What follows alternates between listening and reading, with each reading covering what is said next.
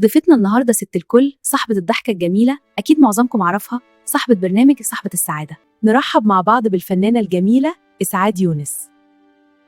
نورتينا يا أستاذة إسعاد، شرف كبير لينا وجودك معانا. تسلمي يا حبيبتي. يا حبيبتي، ده أنا اللي مبسوطة إني معاكم. طب قوليلي بقى يا أستاذة إسعاد، رمضان عندك ليه طعم خاص؟ رمضان عندي دايما مرتبط باللمة والذكريات الحلوة.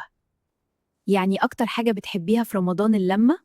طبعا، اللمة والأكل الحلو والذكريات اللي ما بتنسيش.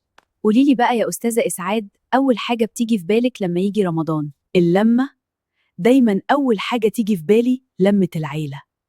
يعني الفطار بيبقى عندك احتفال يومي؟ طبعا، السفرة عندنا لازم تبقى مليانة ناس.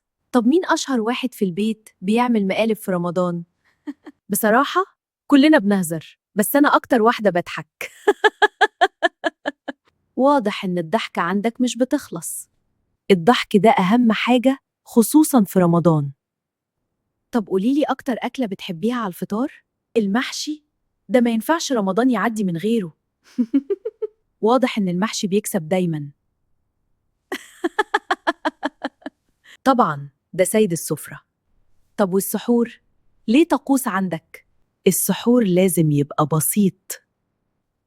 واضح إن رمضان عندك كله ذكريات جميلة.